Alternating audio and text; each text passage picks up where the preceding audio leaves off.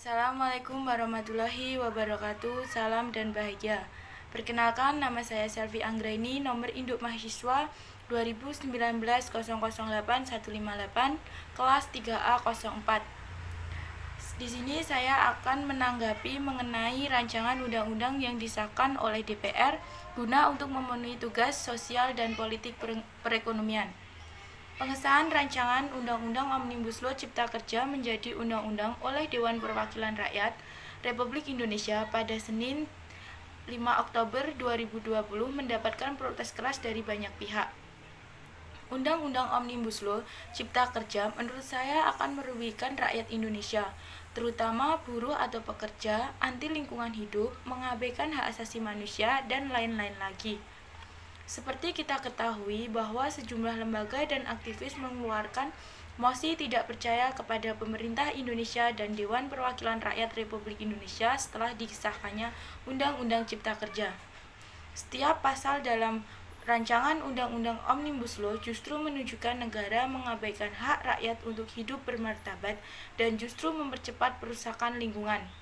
Sebagian besar investasi berjubah percepatan proyek mercusuar nasional berkedok pembangunan strategis yang justru membuat masyarakat tidak mampu mempertahankan lahan penghidupannya.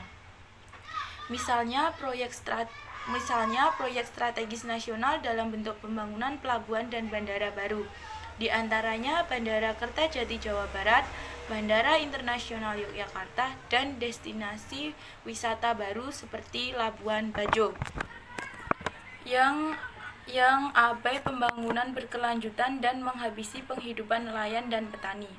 Alih-alih memikirkan nasib petani dan nelayan yang kehilangan sumber penghidupannya, rancangan Undang-Undang Cipta Kerja Omnibus Law justru memfasilitasi keserakahan dan korupsi banyak investor hitam dengan bantuan oligarki.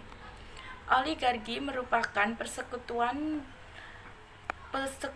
antara pengusaha dan pejabat pemerintah atau aparat keamanan yang menggunakan berbagai cara untuk merampas sumber penghidupan masyarakat dengan dalih pengadaan lahan untuk kepentingan umum tanpa indikator yang bisa dipertanggungjawabkan dengan jelas. Niat pembenahan regulasi yang digadang-gadang dengan rancangan Undang-Undang Omnibus Law Cipta Kerja justru akan menciptakan lebih banyak penyumbatan dalam implementasi, karena simplifikasi yang dilakukan hanya membabat ujung belaka tanpa perencanaan yang terintegrasi dengan agenda pembangunan. Undang-Undang Omnibus Law Cipta Kerja membuat pengusaha dapat menikmati hak guna usaha atau HGU langsung 90 tahun, padahal sebelumnya hanya 25/35 tahun dengan perpanjangan 25 tahun jika perusahaan memenuhi syarat. Hal ini akan semakin memperdalam dan memperluas konflik agraria. Omnibus Law ini pun juga akan mendukung penindasan dan kecurangan bagi kaum buruh. Jaminan pekerjaan layak dihilangkan karena outsourcing dan kontrak bisa semakin merajalela. Upah dan pesangon pun tidak mendapat perlindungan sehingga akan semakin banyak kesewenang-wenangan pengusaha kecil. Selain itu, Omnibus Law memperburuk pelindungan hak perempuan buruh. Tidak dikenai cuti karena haid atau keguguran karena hanya menyebutkan cuti tahunan dan cuti panjang lainnya yang diatur dalam perjanjian kerja bersama. Pasal-pasal yang bermasalah dalam rancangan Undang-Undang Cipta Kerja Omnibus Law yaitu terdapat di dalam pasal ketenagakerjaan, di mana pasal ketenagakerjaan tersebut ada beberapa pasal yang bermasalah. Di sini saya hanya mengambil 3 contoh pasal yang bermasalah. Yang pertama yaitu pasal 77A. Pasal 77A. Rancangan Undang-Undang Cipta Kerja menambahkan pasal 77A yang memungkinkan peningkatan waktu kerja lembur untuk sektor tertentu.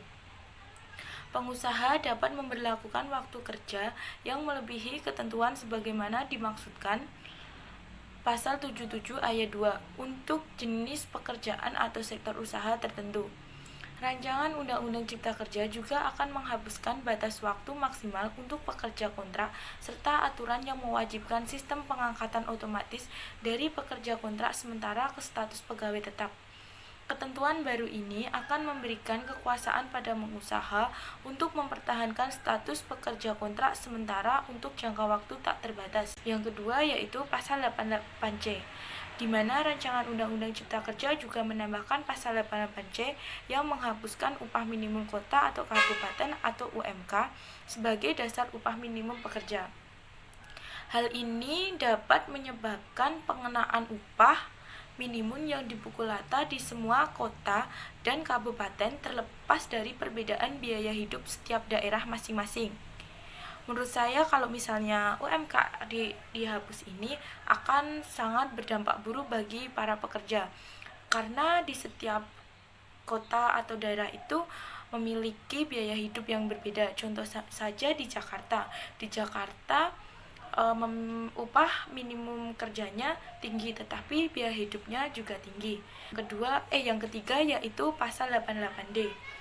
Pasal 88D sendiri dalam rancangan Undang-Undang Cipta Kerja, tingkat inflasi tidak lagi menjadi pertimbangan dalam menetapkan upah minimum. Penghapusan inflasi dan biaya hidup sebagai kriteria penetapan upah minimum akan melemahkan standar upah minimum di provinsi dengan pertumbuhan ekonomi mendekati nol atau negatif. Ketentuan ini otomatis akan menurunkan tingkat upah minimum. Konsekuensinya akan banyak pekerja yang tidak lagi cukup untuk menutupi biaya hidup harian mereka. Hak mereka atas standar hidup yang layak akan terdampak. Situasi ini bertentangan dengan HAM internasional atau hak asasi manusia internasional.